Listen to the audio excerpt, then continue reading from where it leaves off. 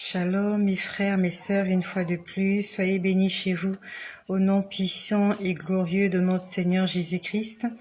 J'aimerais vous parler de quelque chose que le Seigneur m'a montré il y a de cela, je crois une semaine.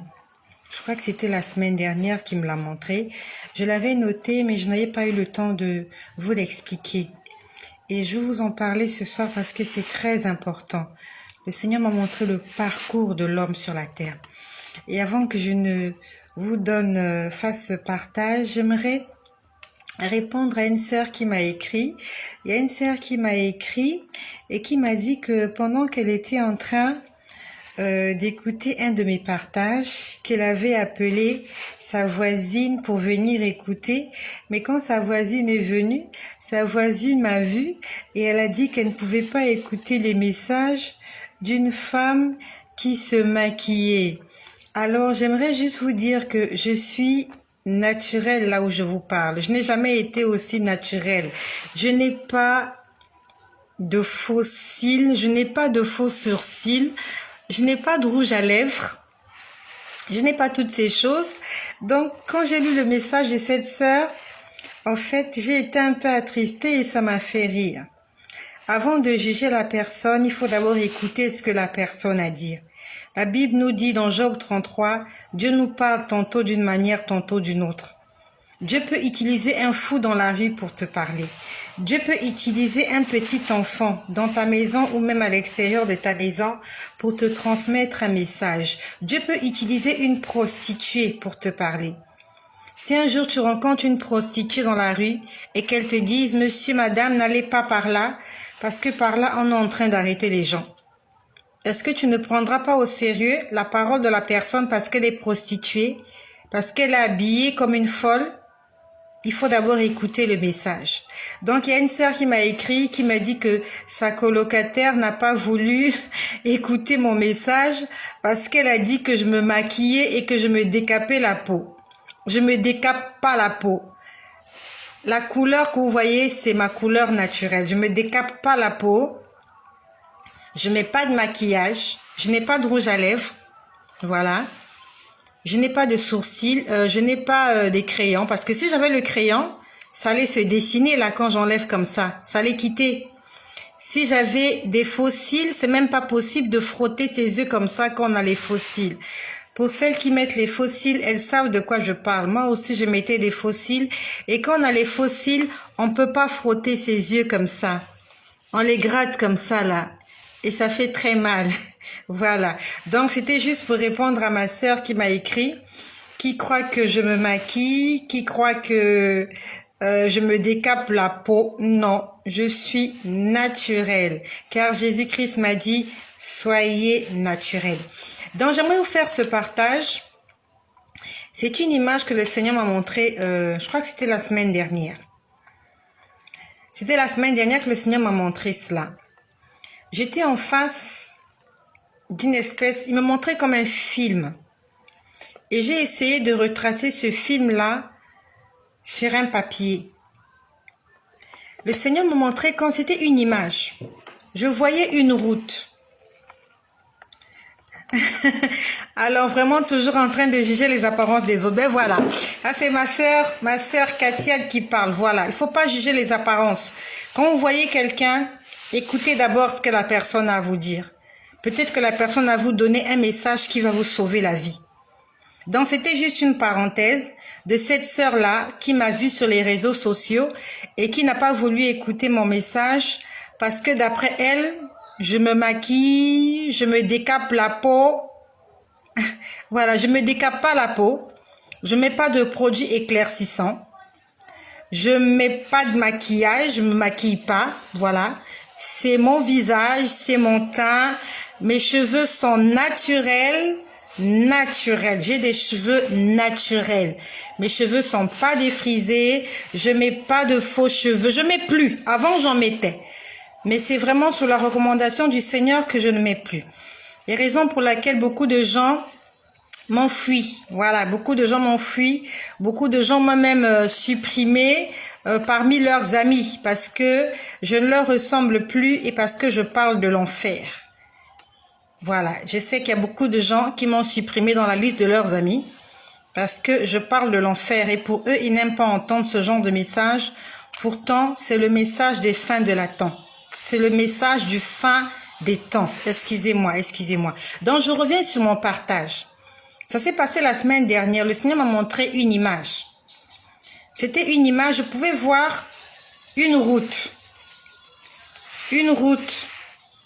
Ça ressemblait à ceci. J'ai essayé de faire un dessin pour que nous puissions comprendre. Ça ressemblait à une route droite. Bonsoir à ma sœur Nadia, bonsoir ma sœur Katiad, bonsoir à la Rosette Fatou. Soyez bénis partout où vous êtes au nom puissant de Jésus. Donc le Seigneur m'a montré, c'était une voie. C'était une voie goudronnée. Vraiment, le paysage était très beau. C'était comme dans un pays occidental. C'était très beau. Je voyais des arbres et je voyais la route. Ça ressemblait à ceci. J'ai essayé de faire un dessin. Voilà. Ça ressemblait à ceci. Donc, la route allait tout droit. Ça quittait là, jusque là. Et j'ai vu une personne. Il y a une personne qui s'est engagée sur la voie. Elle a commencé à marcher tout droit. La personne marchait tout droit. Puis après, la personne est entrée ici. Il y avait un endroit ici. J'ai oublié d'écrire ici. Sauf que c'était écrit cimetière. La personne est entrée dans les cimetières. Donc il y a une personne. Je ne sais pas qui c'était. Je ne sais pas qui est cette personne, mais le Seigneur m'a montré l'image. Et quand il m'a montré l'image, c'est après qu'il me l'a expliqué. Donc, je vais vous parler de cette image et je vais expliquer comme le Seigneur me l'a dit. C'est une recommandation que j'ai reçue. Il m'a dit, tu vas le leur dire. Donc, j'ai vu une voie. C'était une voie goudronnée. Et sur le long de la voie, je voyais des arbres. Vraiment, je voyais des arbres. C'était vraiment un paysage naturel. Donc, je vois une personne qui s'engageait ici. La personne marchait. La personne a marché, la personne a marché. Elle est arrivée à cet endroit. Elle est entrée dans cet endroit. Et c'était un cimetière. Parce que je pouvais voir des tombes. Je pouvais voir des tombes. La personne est entrée dans les cimetières. Ça ressemblait à un labyrinthe. Comme j'ai dessiné là. Ça ressemblait à un labyrinthe. La personne est peignée là. Elle tournait, elle tournait, elle tournait en rond dans tous les sens. C'était un cimetière. Puis après, je vois la personne sortir par là. Elle est sortie des cimetières. Puis elle a continué son chemin. Elle a continué son chemin jusque là. Quand elle est arrivée au bout du chemin, je l'ai vue arriver dans un endroit, c'était comme au bord de la plage. Elle arrive au bord de la plage, une personne, dont je ne sais pas si c'était un homme ou une femme. Elle arrive au bord de la plage, et le bord de la plage, c'était l'arrivée. C'était l'endroit, en fait, c'était l'arrivée. Voilà, il y avait un départ et il y avait l'arrivée. Lorsque la personne arrive au bord de la plage, il y avait un juge. Il y avait une personne qui était là pour juger. Quand elle arrive au bord de la plage, elle devait présenter quelque chose. Et on devait la juger par rapport à cette chose-là. Quand elle arrivait au bord de la plage, elle a vu un homme. Vraiment, j'étais en train de le voir comme ça. J'ai vu qu'elle est allée vers un homme. Et quand elle est arrivée vers cet homme-là, elle lui a présenté quelque chose. Et cette chose était dans une espèce de récipient. Et ce récipient-là était en bambou. Quand je parle de bambou, en Afrique, on connaît le bambou. Mais en Europe, on appelle le bambou un roseau. Ça ressemblait à un gobelet, mais fait avec le roseau. Le roseau, ce sont ces plantes-là qu'on trouve généralement au bord de l'eau. Donc, c'est comme si on a pris un roseau, qu'on appelle en Afrique généralement le bambou.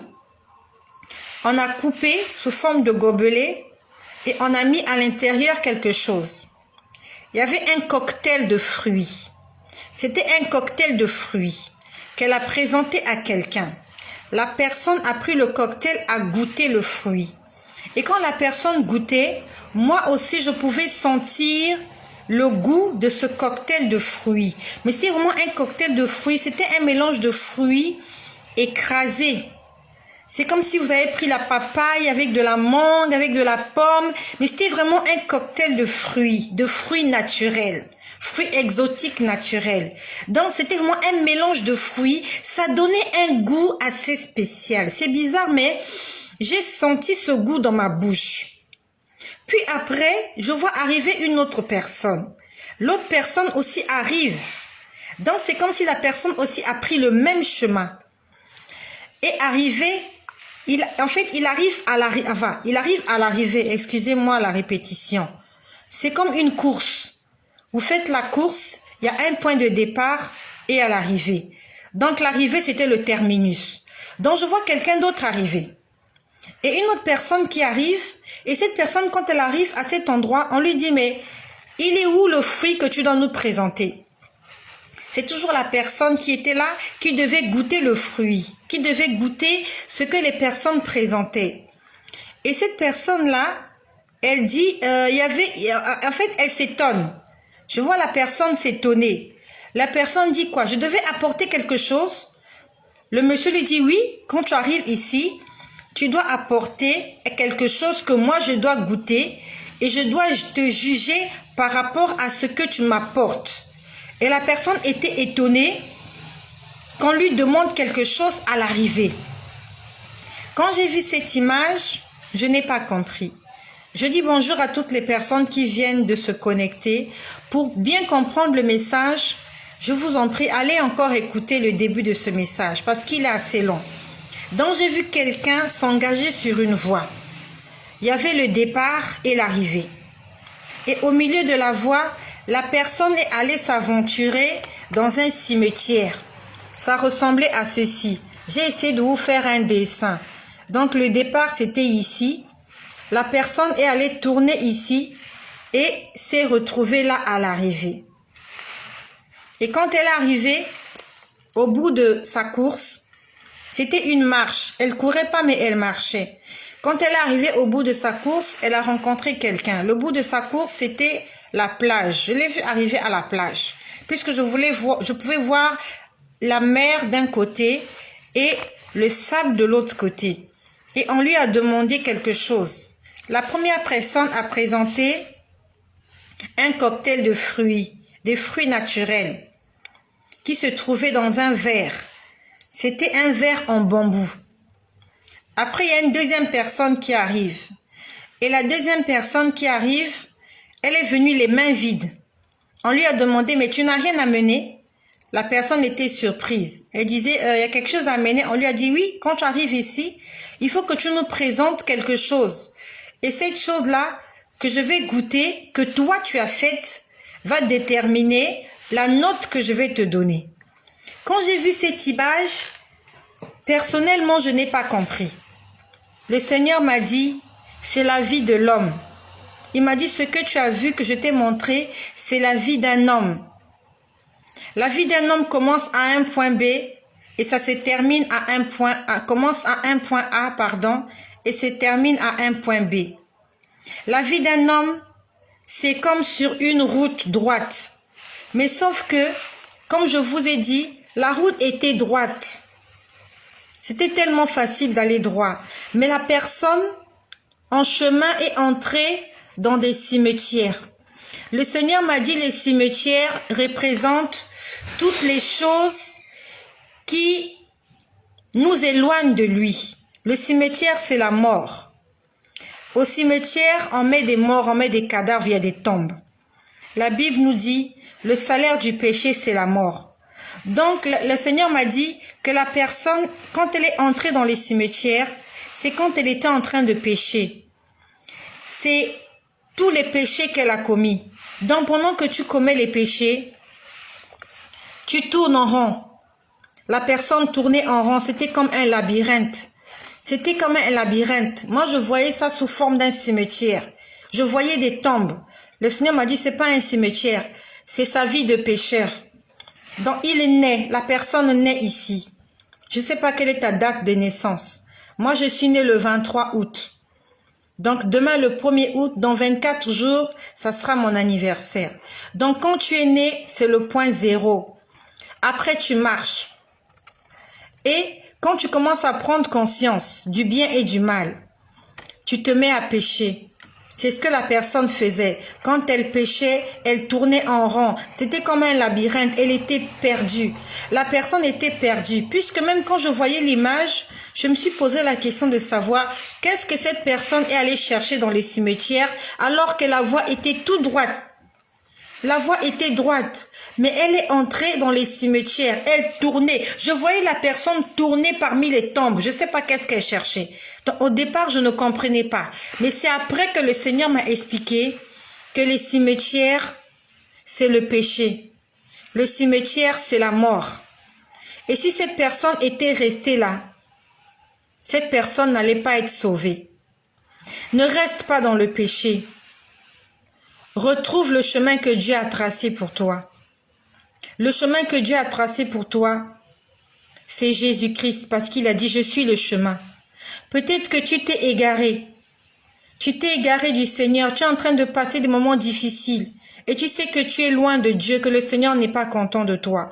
Reviens sur le droit chemin. Le droit chemin, c'est Jésus. Donc, la personne est sortie des cimetières. Heureusement qu'elle n'est pas restée là, parce que c'est un labyrinthe. Quand tu vis dans le péché, tu ne peux pas évoluer, c'est un cercle vicieux. Tu tournes en rond parce que tu es perdu. Vraiment, j'ai vu le cimetière comme un labyrinthe. Et nous savons que le labyrinthe, quand tu entres dans un labyrinthe, c'est pas facile de t'en sortir. Quand tu entres dans un labyrinthe, tu dois avoir une carte. Et même si tu as la carte, tu dois avoir quelqu'un qui est en train de te guider. Quelqu'un qui te dit, va pas à gauche, va pas à droite, fais pas ci, fais pas ça, fais ci, fais ça. Et nous avons vu à la télévision des émissions comme ça où il y a des labyrinthes, comme les clés de Fort Boyard. Pour ceux qui ont suivi les clés de Fort Boyard, vous entrez quelque part, il fait nuit, et il y a vos coéquipiers qui sont dehors là, qui vous disent, non, va à gauche, va à droite. C'est comme ça. Quand tu es dans ce labyrinthe, c'est la vie de péché. Et après, la personne est sortie, la personne a continué la route. Mais après, il y avait l'arrivée. Et à l'arrivée, on lui a demandé quelque chose. Et cette personne a présenté un verre en bambou. Et dans ce verre en bambou, il y avait un cocktail de fruits. Il y a un homme qui a pris ce cocktail de fruits là à goûter. Et quand il a goûté, moi aussi, je pouvais sentir le goût. Et quand j'ai senti le goût, je voyais une autre personne arriver. Quand la personne est arrivée, on lui a demandé, tu n'as rien amené? Elle était étonnée et disait quoi, il y a des choses à présenter? On lui a dit oui, quand tu arrives dans cet endroit, tu dois présenter quelque chose. Et c'est par rapport à ce que tu présentes qu'on va te juger, qu'on va te donner une note. Donc le Seigneur m'a dit, c'est la vie d'un homme. Ça commence à ta naissance au point A. Tu as un parcours que tu suis. Et après, tous nous sommes passés par là. Tous sans exception, sauf Jésus. Seul Jésus n'a jamais péché. Tous, quand tu nais, tu es un bébé, tu apprends à marcher, tu apprends à parler, tu es innocent et après tu entres dans l'adolescence. Tu commences à faire des bêtises, tu commences à mentir, tu commences à fumer, tu commences à boire, tu te drogues, on vole l'argent des parents, on fugue, on fait des bêtises, on sort avec les copains. C'est ça, on est dans les cimetières, on est en train de tourner, tu triches à l'école, tu fais des choses, tu mens, tu voles, on est dans les cimetières. Après, grâce à Dieu, on sort des cimetières, la vie continue. Et après, on se retrouve quelque part où il faut présenter quelque chose. Quand tu quitteras la terre, tu auras des choses à présenter au Seigneur. Et j'ai vu, la personne quand elle est arrivée, elle a présenté un cocktail de fruits. Et j'ai vu un homme goûter le cocktail de fruits. Puis une autre personne est venue, n'avait rien dans les mains. La Bible nous dit, tout arbre qui ne porte pas de fruits sera coupé et jeté au feu. Et les fruits dont il est question, ce sont les fruits de l'esprit. Comme il est écrit dans le livre de Galates au chapitre 5. Nous devons porter du fruit. De quel fruit s'agit-il? Les fruits de l'esprit. Quel esprit? L'esprit de Dieu, le Saint-Esprit. Nous devons porter du fruit, le fruit de l'Esprit Saint. Dans le livre de Matthieu au chapitre 3, quand Jean-Baptiste venait baptiser les gens au Jourdain, la Bible nous dit qu'il a vu des pharisiens et des sadducéens s'approcher de lui. Il leur a dit, race de vipères, qui vous a appris à fuir la colère à venir? Produisez donc du fruit digne de la repentance. Le Seigneur nous demande de produire du fruit digne de la repentance. La repentance, c'est reconnaître qu'on a mal fait et demander pardon. Et prendre la décision de ne plus faire les mêmes erreurs. C'est ça le fruit de la repentance.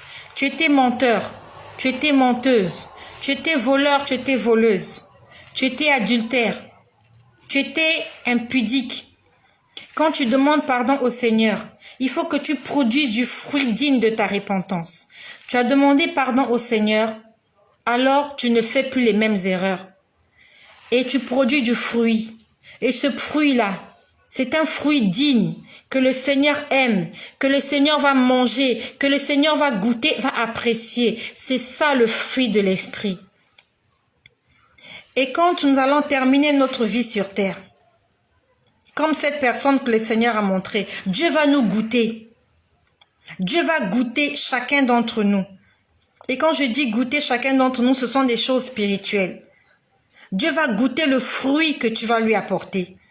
Est-ce que ça sera du fruit digne de la repentance ou ça sera le fruit du péché? La Bible nous dit, le salaire du péché, c'est la mort.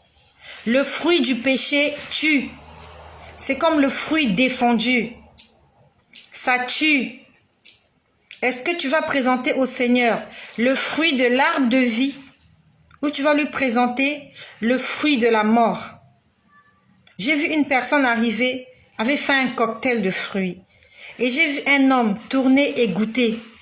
C'était très bon. Et une autre personne est venue. Il n'avait rien à présenter à Dieu. Et on lui a posé la question, tu es venu, qu'est-ce que tu as amené? Il était étonné, il disait, il y a des choses à présenter ici? On lui a dit, oui, il fallait présenter quelque chose. Qu'est-ce que tu vas présenter au Seigneur le jour où tu vas comparaître devant lui? La Bible nous dit que la vie d'un homme est comme l'herbe. Elle pousse, elle sèche, elle meurt, on la coupe et elle va au feu. Lorsque nous lisons dans le livre de Romains au chapitre 14, au verset 12, il est écrit « Ainsi, chacun de nous rendra compte à Dieu pour lui-même. » Romains chapitre 14, verset 12. « Chacun de nous rendra compte à Dieu pour lui-même. » Moi qui vous parle, je m'appelle Estelle, je rendrai compte à Dieu pour moi-même. Lorsque je quitterai la terre, le jour où je mourrai, je passerai devant le tribunal de Dieu. Et le Seigneur va goûter aux fruits que mon arbre aura produit. Est-ce que ce sera du fruit digne de la repentance? Des fruits qui sont bons et agréables au Seigneur? Ou alors des fruits pourris, des fruits amers, le fruit du péché? Dans le livre de 2 Corinthiens au chapitre 5, au verset 10, il est écrit « Car il nous faut comparaître devant le tribunal de Christ, afin que chacun reçoive selon le bien ou le mal qu'il aura fait étant dans son corps. » Nous devons comparaître devant le tribunal de Christ afin que chacun reçoive ce qu'il aura fait de bon ou de mauvais dans ton corps. Dieu tiendra compte de ce que tu auras fait dans ton corps. Pendant que ton âme est encore dans ton corps, Dieu note ce que tu fais. Mais quand ton âme va quitter ton corps, Dieu ne prend pas cela en compte. C'est pour ça que le salut après la mort n'existe pas. Si tu n'as pas demandé pardon à quelqu'un que tu as offensé pendant que tu es encore dans ton corps, le corps charnel que nous avons, il n'est pas éternel. Il est passager, il est éphémère. Ce corps-là, un jour, il repartira à la poussière, il sera enterré. Et dès que ton esprit, dès que ton âme quitte ton corps, c'est fini. Plus rien ne compte pour Dieu. Ce qui compte pour Dieu, c'est ce que tu auras fait quand tu es dans ton corps. Si pendant que tu es dans ton corps, tu es mort dans un état de péché, tu es mort comme un menteur, Dieu considère que tu es mort pécheur. Ça veut dire que tout ce que les hommes feront après ta mort, ça n'aura aucun impact sur ta situation dans l'au-delà. Dieu tient compte de ce que nous faisons dans notre corps pendant que nous sommes vivants. Et nous allons rendre compte à Dieu, chacun individuellement, de ce que tu auras fait. Pas de ce que les autres auront fait pour toi, mais de ce que toi, tu auras fait.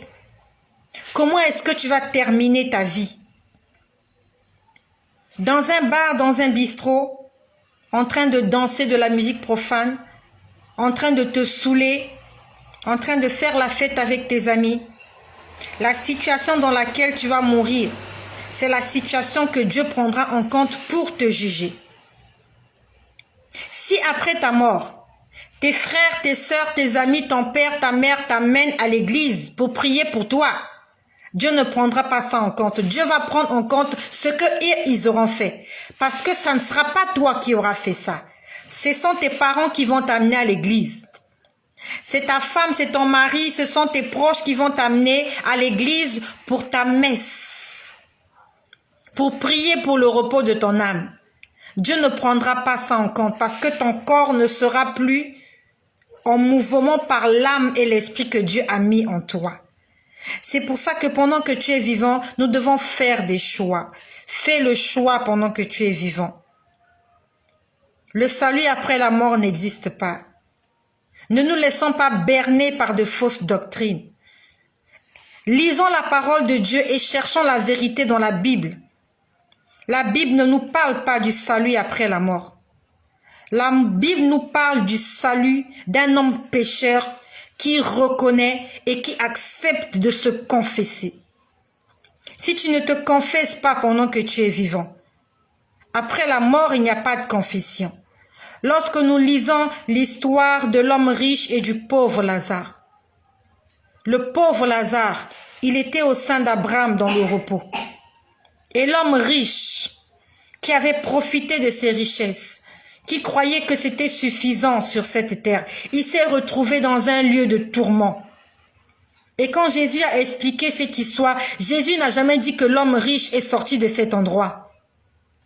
Mais plutôt on a dit qu'il y avait des frères qui étaient encore vivants. Et c'est à ceux-là qu'on devait annoncer l'évangile, afin qu'ils ne se retrouvent pas dans le même endroit. Il n'y a pas de salut pour l'homme riche qui se retrouve dans un lieu de tourment. Il n'y a pas de salut pour quelqu'un qui se retrouve dans le lieu de tourment après la mort. La Bible ne nous dit pas qu'il est resté 40 jours quelque part pour être jugé, pour payer ses fautes et il s'est retrouvé dans le sein d'Abraham. Non. Abraham a dit, il y a un grand fossé entre vous et nous, de telle sorte que vous ne pouvez pas venir vers nous et nous, on ne peut pas venir vers vous. C'est pas possible que lorsque tu te retrouves dans le lieu de tourment, tu as passé toute ta vie loin du Seigneur. Tu as passé ta vie à faire la fête. Et quand tu meurs, tu te retrouves dans un endroit où tu es tourmenté. C'est pas possible que tu te retrouves de l'autre côté avec le Seigneur. Pendant que nous sommes encore en vie, nous devons chercher Dieu. Nous devons marcher dans la vérité. Le Seigneur te demandera des comptes lorsque tu quitteras cette terre. Qu'est-ce que tu vas lui présenter?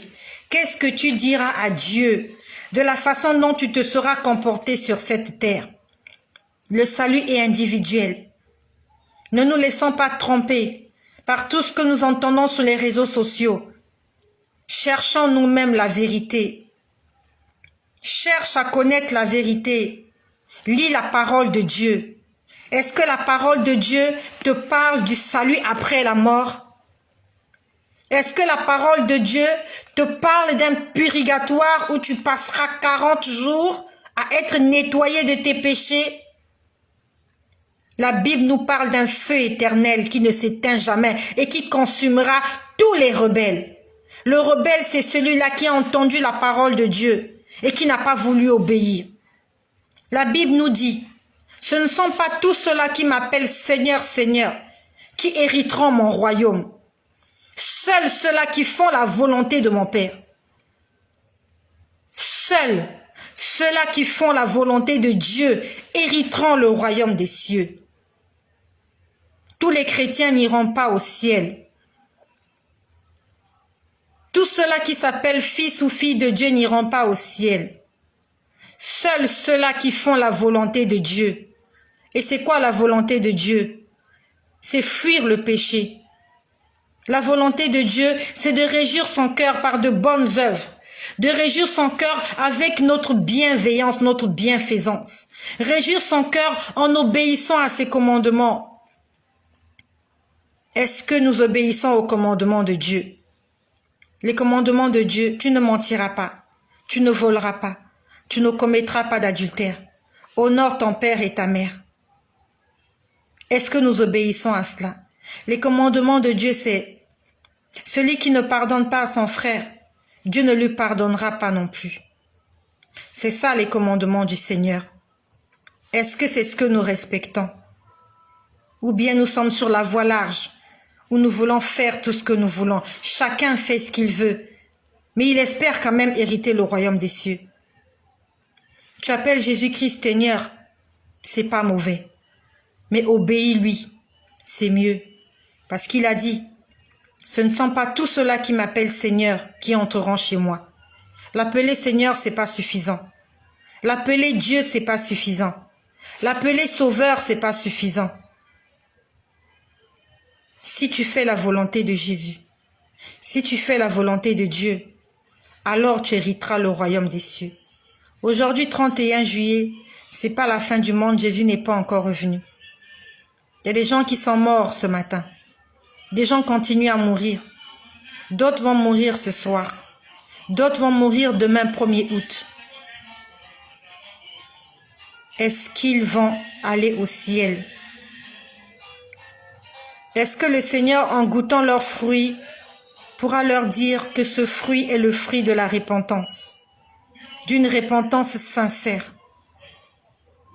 Et quand toi tu comparaîtras devant le tribunal du Seigneur, quand moi je comparaîtrai, est-ce que j'apporterai au Seigneur un fruit digne de la repentance que j'ai faite? Ce jour-là, tu as dit, Seigneur, je ne mentirai plus. Est-ce que tu as arrêté de mentir? Tu as dit, Seigneur, je ne ferai plus ça. Est-ce que tu as cessé de faire ça? La Bible nous dit que Dieu n'exauce pas les pécheurs. Dieu n'écoute pas les menteurs. La prière du pécheur est une abomination devant Dieu. Vivons dans la vérité. Jésus-Christ revient bientôt. Il ne va pas tarder. Il m'a dit, il reste 2 signes. 2 signes avant qu'il ne vienne. 2 signes. Et parmi les 2 signes, il y a un qui est déjà en train de s'accomplir. Je suis en train de parler au nom de Jésus. Je suis en train de parler sous serment. Je suis en train de parler des choses qui m'ont été révélées. Il reste 2 choses avant son retour. Et parmi les 2 choses, il y a une chose qui est en train de s'accomplir. Et quand cette chose-là finira de s'accomplir, la dernière chose s'accomplira et ça sera la fin. Peut-être que tu seras témoin de ce jour-là. Peut-être que tu ne seras pas témoin. Parce qu'avant le retour de Jésus, les gens continueront de mourir. Même les chrétiens vont mourir. Mettons de l'ordre dans notre vie. Changeons notre marche. Répentons-nous. Et changeons de voie. Dans le livre de Jean au chapitre 3 au verset 3, il est écrit, « Si un homme ne naît de nouveau, il ne peut hériter le royaume des cieux. » La nouvelle naissance, c'est devenir une nouvelle créature, abandonner toutes les choses passées et commencer une nouvelle vie avec le Christ, une vie d'obéissance, une vie de simplicité, une vie d'amour, une vie de pardon, une vie de joie, une vie de paix, dans l'obéissance au Seigneur Jésus. Soyez bénis chez vous. Et si ce partage t'a fait du bien, ne le garde pas pour toi-même. Envoie-le à quelqu'un qui peut-être est en train de passer ses derniers instants sur la terre. Envoie-lui ce message, qu'il entende cet appel, qu'il entende ce message de son Créateur, qu'il se répande, qu'il se confesse et qu'il prenne la décision de changer ses voies avant qu'il ne rencontre le Dieu créateur du ciel et de la terre, qui jugera chaque personne et qui rendra à chacun selon les œuvres qu'il aura faites dans son corps sur cette terre. Soyez bénis chez vous et que le nom de Jésus-Christ, le Seigneur et le Sauveur de l'humanité, soit une fois de plus glorifié.